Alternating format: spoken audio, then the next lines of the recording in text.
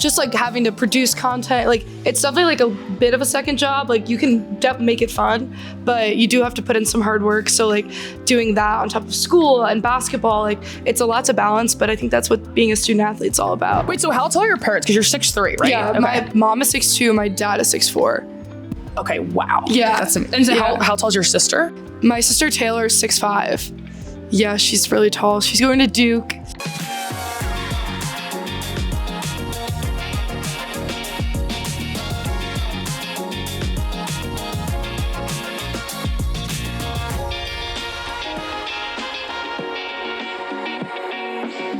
Episode 16 at Pretzel Bell. Yeah. Ashley Sofilkanich, thanks for being here. Yeah, of course. Thanks for having me. Okay. I have so much I want to talk to you about, especially after seeing you play so far this season. Like, you've transitioned so well into the team, and it's been so fun to watch. And I have so many questions about your transition into the Big Ten. But let's talk about your family and your upbringing. You are from the Jersey Shore. Yep. So tell me about growing up in that area, because I don't know a lot of people or a lot of athletes from that area. Yeah, it was great. I mean, I grew up like my two younger sisters. We always played basketball. So like going to the beach every summer, like I used to play soccer too. So we'd play like sand beach tournaments. Like that stuff is really cool. But always taking vacations down the Jersey Shore. Like just, favorite spot? Ooh, Seaside. I love Seaside, like Lavalette, Seaside Park. Super nice. I like would take family vacations down there. Go to the boardwalk, like all the carnival rides. It was so fun. So yeah. Love that. Okay, and then your mom scored 1,000 points in college. Like she was really good at basketball, right? High school. In high school. Yes. In high school. And then your dad played football in college, yes. right? Okay. Yeah. Okay. My dad played at Southeast Missouri State for his, I think, first year, and then he ended up transferring to Kutztown. And I didn't know, but apparently there was a rule back then. If you transferred, you had to transfer down to division. So if you didn't want to sit out. Okay. So he went to Kutztown, which was Division II in Pennsylvania, to be closer to home. And then my mom, she was like recruited for college basketball, but she ended up just deciding to go to Marist just to like go to school there. So okay. So was it always a thing in your family that your parents were like, okay, Ashley, we want you to play a sport in college? Okay. Yeah, I mean, when I was younger, I played soccer. I even tried like gymnastics and karate, like just like stupid sports, like little sports. I need to see a picture of you in the karate outfit. My God. I think it was a one-day thing. I just remember going once and I didn't like it, and I was like, I'm not coming back here again. But yeah, soccer. And I picked up volleyball in high school, so I played that and basketball. But yeah, just like always big sports. My sisters played. I also played softball. I was terrible. So bad. You're doing pretty well now, though. Yeah. Wait, so how tall are your parents? Because you're 6'3". Yeah, my mom is 6'2", my dad is 6'4". Okay, wow. Yeah. And so how tall is your sister? My sister Taylor is 6'5". Yeah, she's really tall. She's going to Duke, other blue school. Yeah. And then my youngest sister, Brooke, is 14. She's like maybe 6 foot. She might have a little bit more like to grow, but yeah, she's around 6 foot. Wow. This is like freak athlete. This is crazy. I love it. Okay. So you started your career in the Patriot League at Bucknell. Yep. And then ultimately made the decision to come here after you were the Patriot League Player of the Year.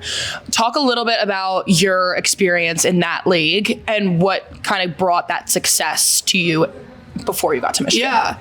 My freshman year was definitely hard at the start. You know, it's so hard being like a high school player and then coming into like a college atmosphere and trying to play. But I didn't play a lot my first 2 college games. And then my third game, I think, our starting big had gotten hurt, like tripped on air in a practice, like right before our Louisville game. And my coach decided to start me. And I was so grateful for that opportunity. I was terrified because it was Louisville and they were such a great team that year.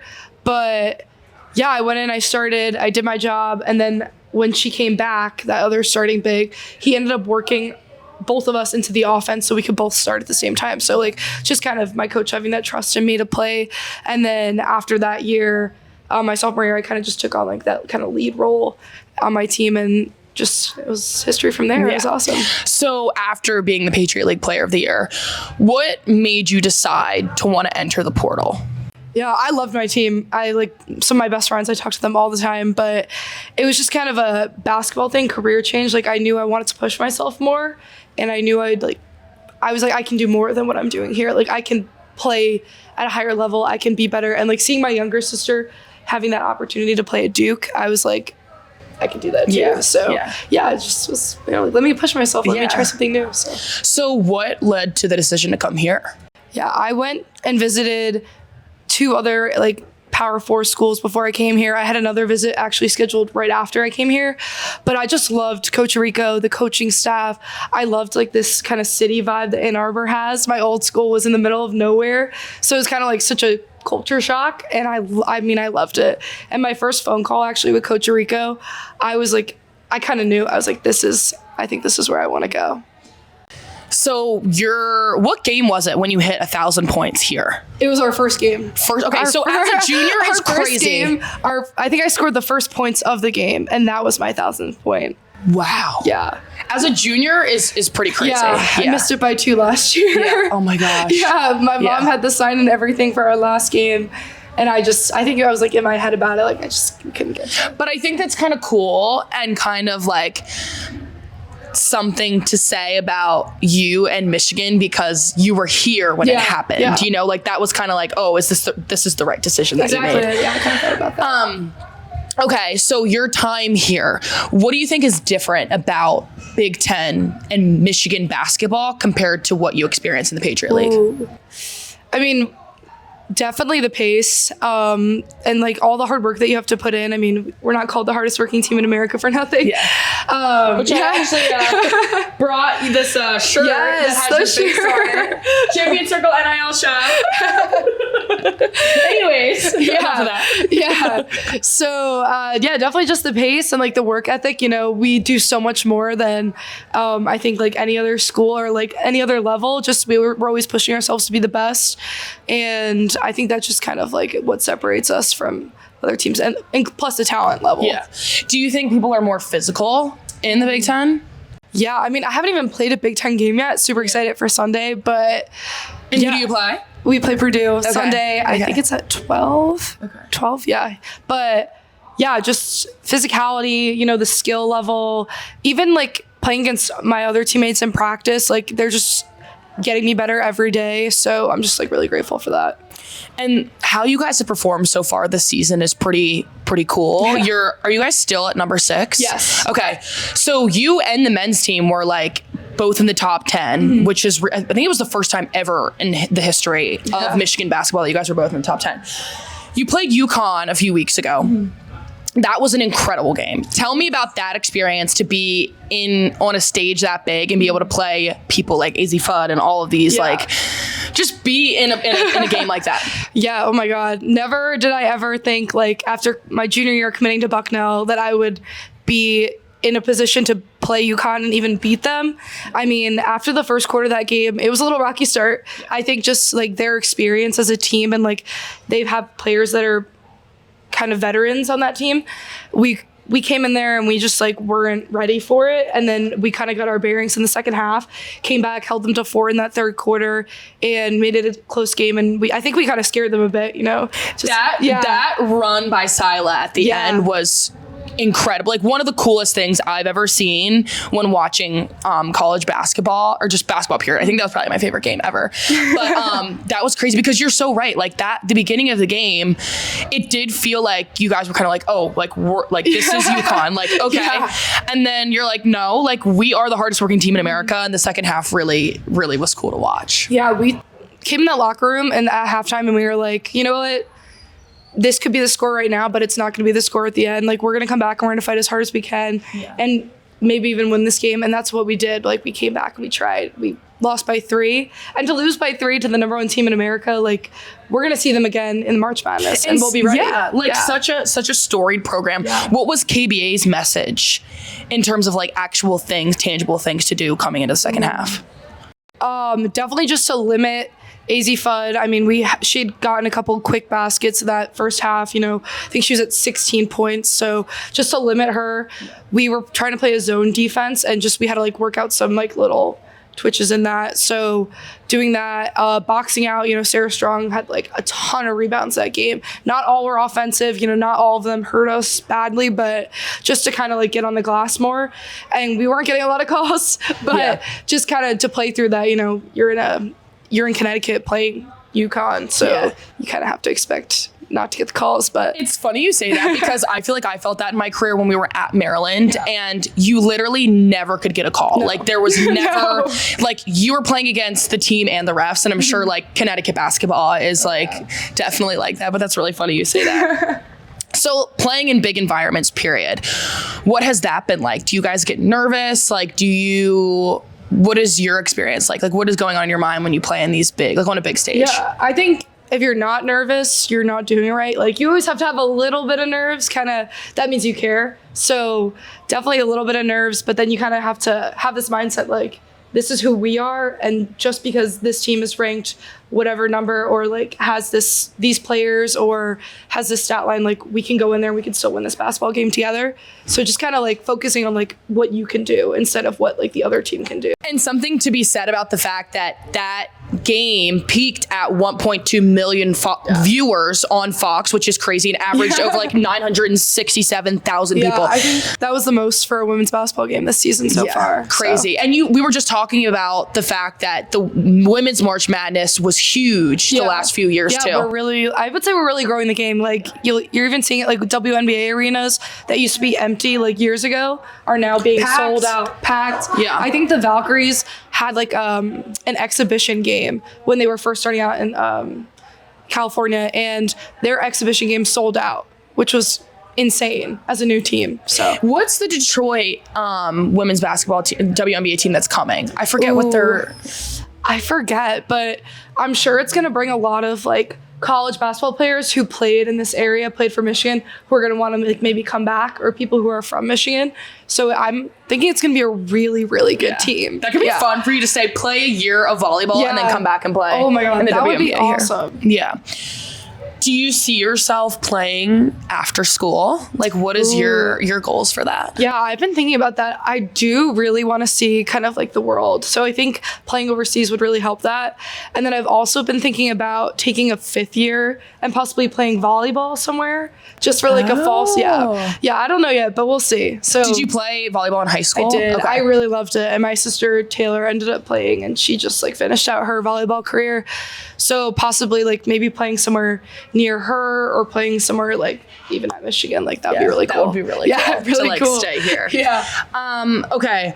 Let's transition a little bit into NIL. I've seen like your Instagram is full of your partnerships and things like that. And I think that's something really awesome about women's basketball, is that you're able to take on these big deals and be recognized for your hard work. So tell me about, like, you've done C4, you've done Facebook and like that Meta thing. Tell me about some of your NIL partnerships and like what that looks like for you. I mean, I think it's such a great opportunity for athletes to kind of use their platforms and like make profit off of like partnering with these brands. So C4 was kind of my first ever NIL deal, and like I'm thankful for my management company who's like kind of brought me that. But just like having to produce content, like it's definitely like a bit of a second job. Like you can make it fun, but you do have to put in some hard work. So like doing that on top of school and basketball, like it's a lot to balance, but I think that's what being a student athlete's all about. Yeah. So what does actually doing these deals look like? Is your management company reaching out to these brands and you're like, okay, I can do this kind of post? Like, what does that look like? Because some people might not even know how the process of NIL. Yeah. So kind of my agent will reach out to me, be like, this brand like wants to partner with you. I'll be like, okay. And he'll give me kind of rundown of like what they want, like what kind of video. They'll send a brief, and then you kind of go through it and you can make the content from there. Okay. So it's pretty simple. Yeah. So what's the most fun brand, or like the coolest brand that you've worked with, or the most fun you've had doing a deal? I think the Meta one was pretty cool. I mean, just like being with a brand as like well known as Facebook was really awesome. And then I also love working with C4 because it's such a like broad community. I mean, they have like professional athletes who are partnered with the brand as well, so like that's kind of cool. And I've met so many people just through like the brand deals. And yeah. What about the I saw the Foguth financial one that you did. What was that? Oh yeah, so Foguth is just like the financial brand that helps like me and a couple of other Michigan athletes and like other people manage their money. So they've kind of just like asked us to do like events and stuff, kind of meet the community in Ann Arbor, and like we do events at the Big House sometimes. So like they'll teach like community members like about managing your financials, like possibly getting them to use Foguth, and then they get to meet and greet like the athletes afterwards. Oh, that's so much yeah, fun. It's really cool. Love that. Yeah. So in terms of revenue sharing and being kind of like a revenue generating sport at Michigan, what does that look like just in the NCAA or like Division I level for women's basketball? Like for sports like soccer, women's lacrosse, field hockey, like we're not part of that group that's like big NIL, big like come pay to play kind of thing. So what does that look like as a whole in Division I? Yeah, I'm interested. I think in women's basketball specifically, like you said, you know, we're getting like the most amount of attention with that stuff. So it's kind of, I don't know, I think it's helping and hurting the sport because people are going places just based on money. Yeah. People are transferring based on money, which kind of like can hurt team culture, like can hurt just like yourself. Like you may be switching schools just to get the biggest amount of money, and you know, you could go there and it not be what it seems, or you could be like, damn, I had it better somewhere else. But yeah, I think like it really just depends on how you look at it and like how people are using it. Like you can use it just to like, you know, as like a kind of profit, like, oh, I've been playing well, I get this amount of money, and like this is great. But people are kind of taking advantage of it, I think. You guys have really amazing facilities too. Like your locker room, I've been in there one time and it was beautiful. Recently? Yes. The new one? Yeah. Yes. Yeah. Beautiful. Like we have to find a way to like put a video of that in there because it was amazing. And then you guys charter as well because the men do, and then so do you. So like you're taking private planes everywhere. Has that been? Did you do that for Bucknell? No. Okay. Yeah. So tell me about like your first experience on that private plane. So we didn't do chartered planes at Bucknell. We only flew one time and it was commercial. So like totally different experience, and like so thankful to not have 8-hour bus rides anymore. But oh my gosh, it's amazing. You know, like just your team on the plane. You don't have to worry about anyone else. They take off. You get there so quick. I feel like it's just so convenient, and it's so much like just cooler being able to say like we're on a chartered plane like that. Yeah.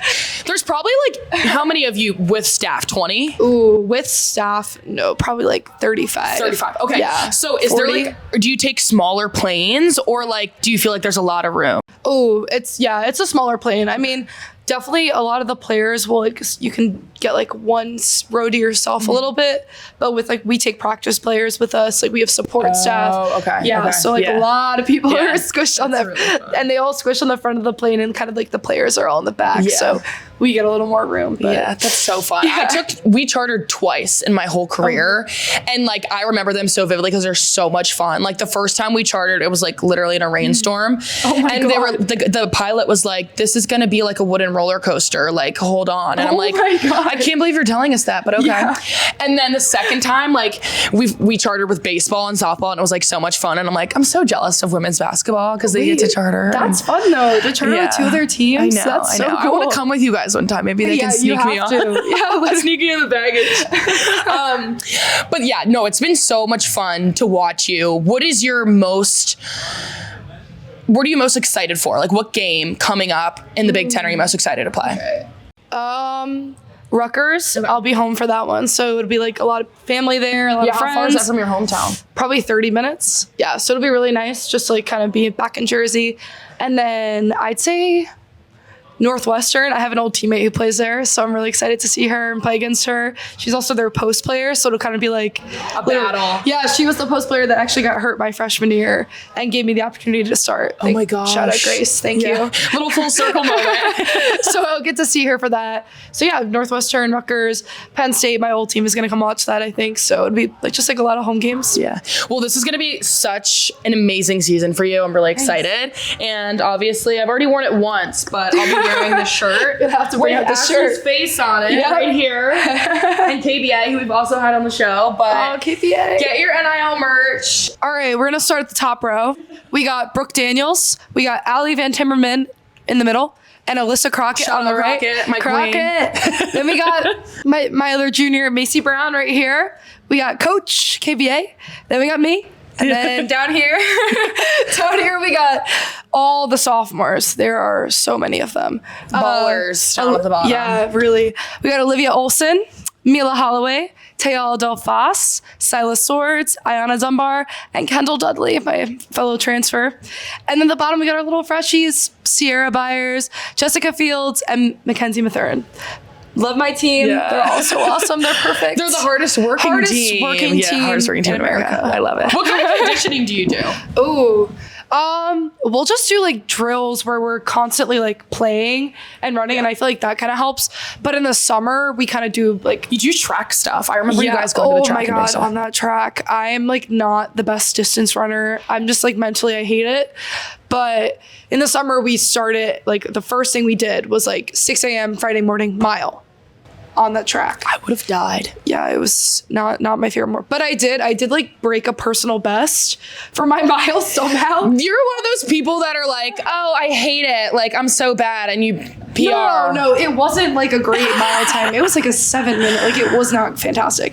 That's better than I could probably do at this moment. in your like prime, there's no way. But yeah, then we like every Friday morning, 6 a.m., we had like conditioning and lifts, and we would go on the track and run. And our last summer workout, we did the mile again. And I did PR again by like 30 seconds. I did like a 6:30 mile. Yeah. 30 seconds is crazy. Yeah, it was insane. And like being a big, I feel like I never run fast. So. But you're also used to running on a court. Yeah, that's true. My head coach, Hannah Nielsen, who we just had here at Pretzel Bell on the show, she used to come to your practices and watch you guys. And then she'd come back to ours and be like, KBA makes them do this, this, and this. Like, you should be able to, like, they're way more fit than you. I'm so sorry. I'm like, yeah. I'm so sorry. So we ran more because of you. I wasn't here yet, but yeah. Sorry. Yeah, no. Yeah, no, actually, apparently Dusty May said the same thing. Coach May, he had watched our practice and like did something with the men, like told our coach he was like inspired by our work ethic. So he like practiced the men harder, I guess. And then hardest working they team. did go on to win 3 straight games, like against top ranked opponents in Vegas. You're welcome, Dusty.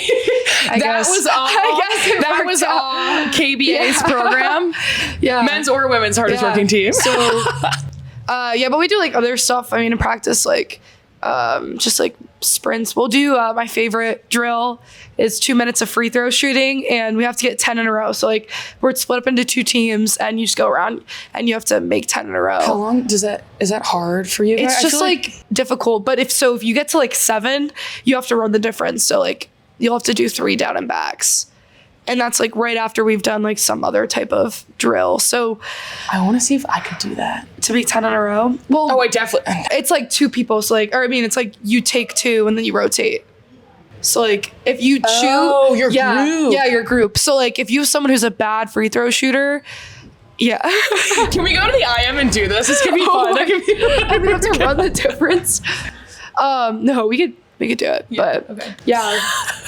Ashley, so great to have you. Thanks. Part of the hardest working team in America. Yes. This has been so much fun talking about it, but this is going to be a great season for you, and I'm so excited. So Thanks for having me. Yeah, of course. Super happy to be here. Go Blue. Go Blue.